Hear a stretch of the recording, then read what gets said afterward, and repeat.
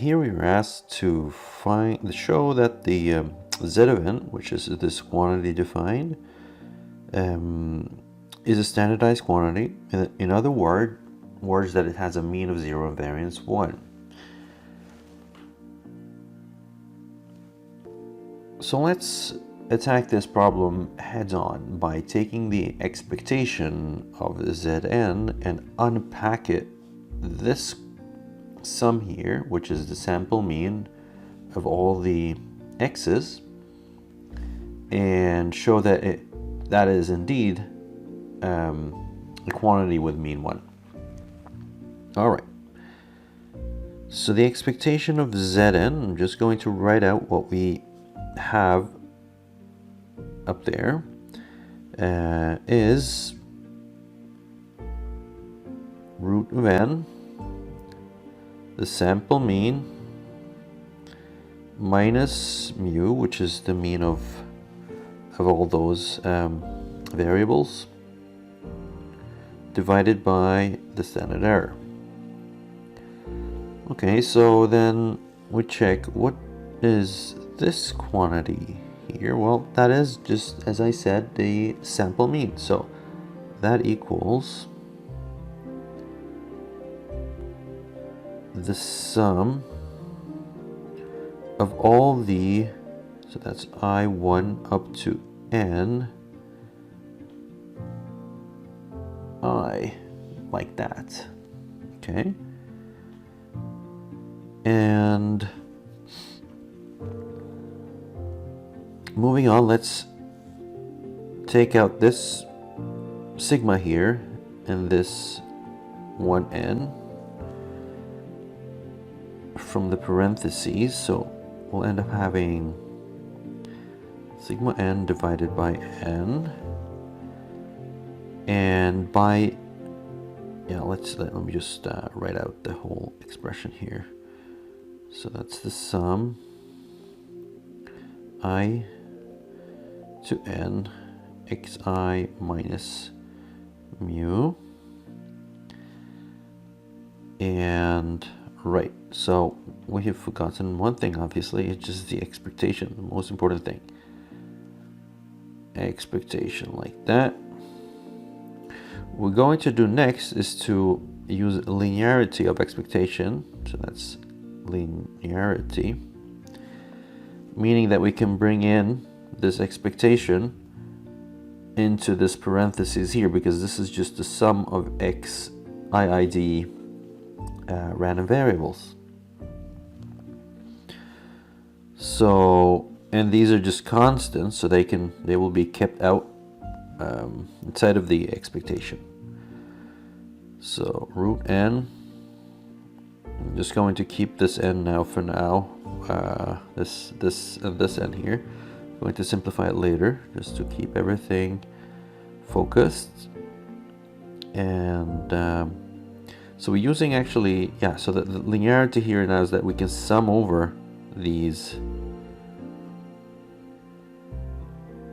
xi's here like this to n, and we have this as well, but this, in fact, this term here will be this is a constant, so this reduces down to just mu again. And here in this inner term we have now n expectations over xi's, and we have n of those, and each of them is equal to mu. So this is n times mu, and one thing we can see here immediately is that if we have just kept this n in here inside of parentheses, we'll be canceling out this n, left then with mu minus mu, which will be 0. So let me just bring this in again to show you exactly what this means. So we have then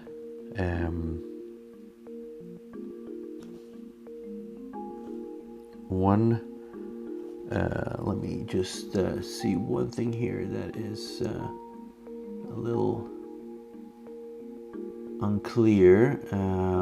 Thinking about that term inside, we should be getting the expectation over that. Let me see. So let me just bring it in here. We have then, right, I think that there's one little error here that I need to check. Because if we bring it in again, we'll be having mu n, but we have obviously this little guy here as well.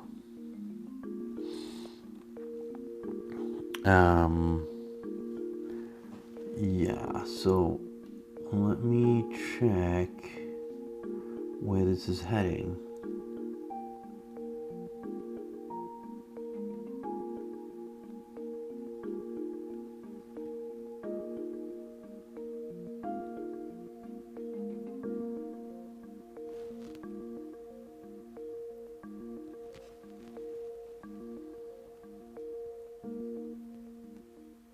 Right, I see the error now, which is that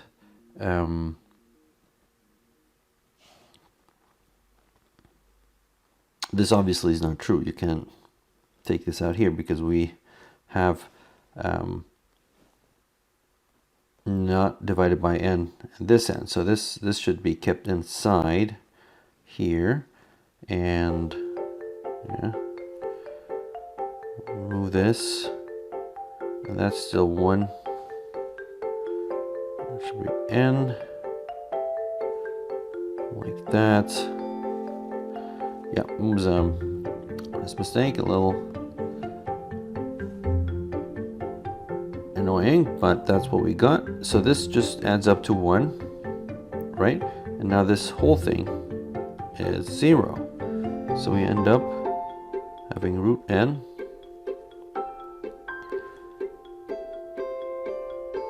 mu minus mu. And that ends up being 0, which is what we were going to show for the mean. So let's now attack the variance here and see what we get.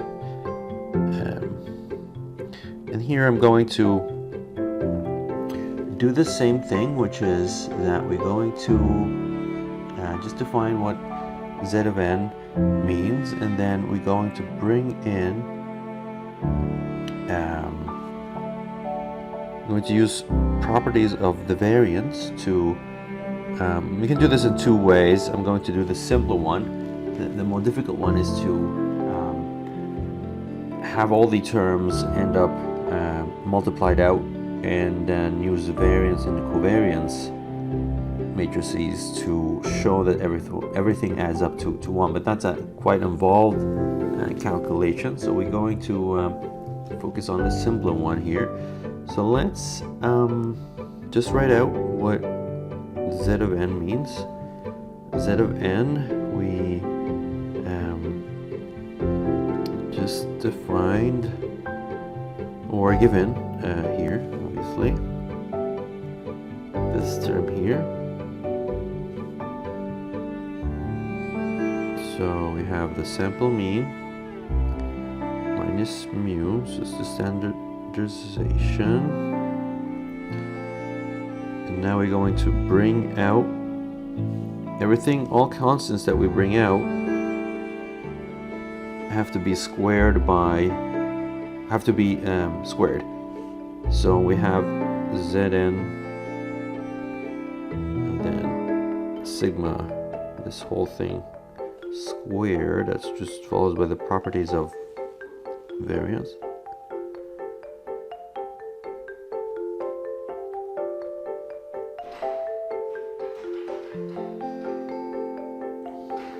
Like that. And now we're going to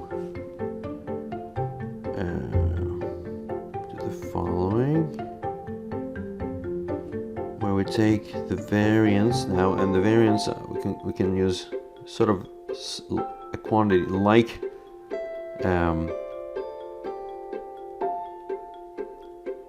linearity, but everything has to be squared out. So even the minus sign here is squared, and 2 minuses squared is obviously plus, and this is a constant and has no variance, so therefore this quantity will be 0. Okay, so now we end up with, you're going to square this out, and we end up with the sum of all xi's.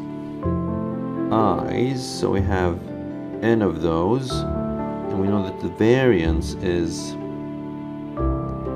just given by the following terms. So we know that all the i.i.d.s are mean, mu, and variance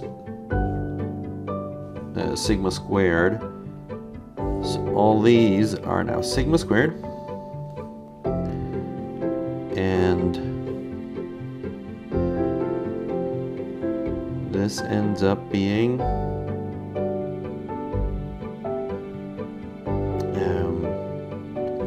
squared. Well, I see another error here, which is that this is the sample mean. So sorry again. Let's see. To be a little bit more careful. So this quantity here is again this 1n sum of all xi's. Okay. So let me go back here and well, we'll do the following. Let's just move down this term here.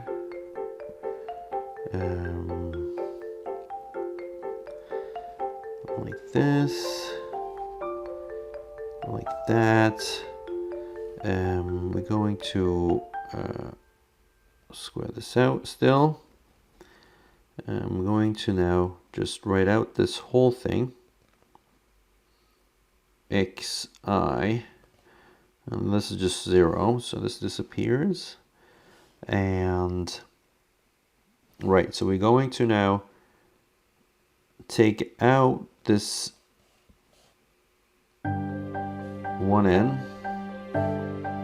By doing that, we have to square it, and now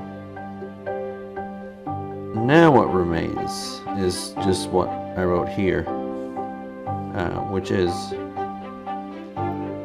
n squared. Okay, and now we see that this cancels out, so there are the n's cancel out and the sigmas cancel out, and we are left with 1. So this you can just delete. Alright, so now we move on to the second part of this question, which is that we're asked to find the MGF of Zn in terms of M. Alright, so let's write out the definition of what we mean by the MGF of Zn. So here we start by writing that, you know, the MGF, we call it Z, is a function of t, which is then defined as the expectation over e t z n. Okay, and now follows a series of just algebraic manipulations, and in the end we'll be ending up with a little ugly looking term, but that's just what the MGF of this Zn is. Okay, so the expectation of ET, now we just write out this term as before, as it's defined, minus mu divided by sigma, and then we're going to just use the properties of exponentials to try to tease out all the constants and put it in a separate term. Okay, so let's do that. So that's the exponential et, and we're going to move out this sigma again. So we have then root n sigma x n minus mu, and well, actually in this case you see that we should, if we're going to collect all the constants, we should be actually just multiplying in everything and collect them in one exponential. So let's just do that in the next step. E t end up with n sigma the sample times the sample mean minus root n sigma mu. Okay, so that's all exponential. Now we can now we have collected all the t's. Well, there's a t in here as well because we're multiplying in this t as well, so it's all multiplied by t. Okay, so Zn sigma sample mean, I'm going to use the properties of the exponential just to put it in this different term here. And I'm going to do another thing here, which is the exponential. This can be brought out. This term here can now be brought outside the expectation, because this is just a multiplication by a constant. So I'm going to put parentheses here. Okay, so making some progress here. We now write out this whole sample mean thing. T n sigma 1n sum over 1, so I1 over n xi like this. We have this exponential minus czn sigma mu, and now we're going to use, because this is a summation, so we're going to just write it out, all this sum, and then use the properties of the exponential again, and we end up then using the i.i.d, well, the independence criteria to write out these expectations multiplied by these xi's. Okay, so let's just do that. Show you exactly what I mean. Et root n sigma, and we have n, and then we have, so we have xi, well, x1 plus x2 up to x plus xn. Okay, like this. I'm going to, just for the sake of simplicity, call this whole thing a, just to make it simple. I'm going to write it out later. And right, and now we are, this is like this, Yeah, let's just bring out this term here inside the parentheses. You can also divide by this root n. So we end up having root n divided by root n instead. Okay, exponential et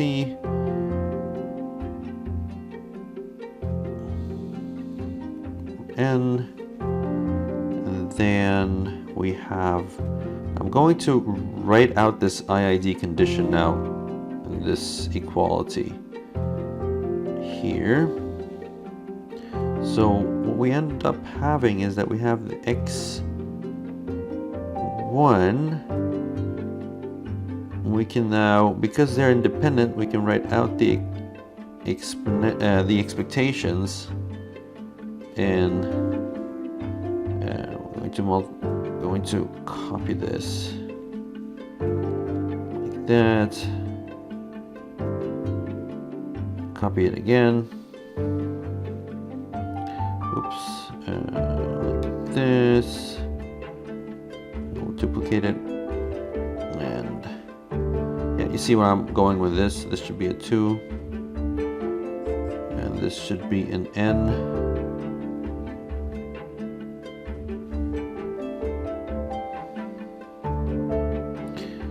This, that's all multiplied by a,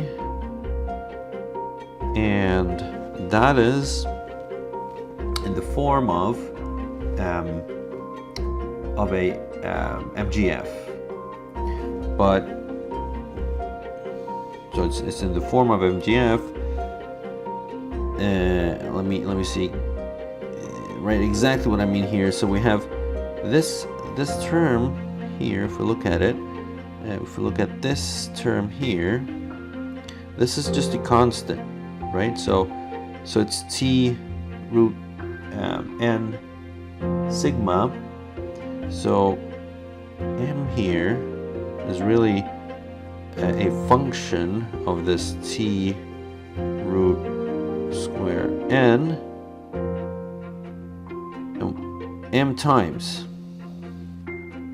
n times, sorry, and then we have this a term, which is e minus t root n sigma mu, and that is in fact the MGF of Zn.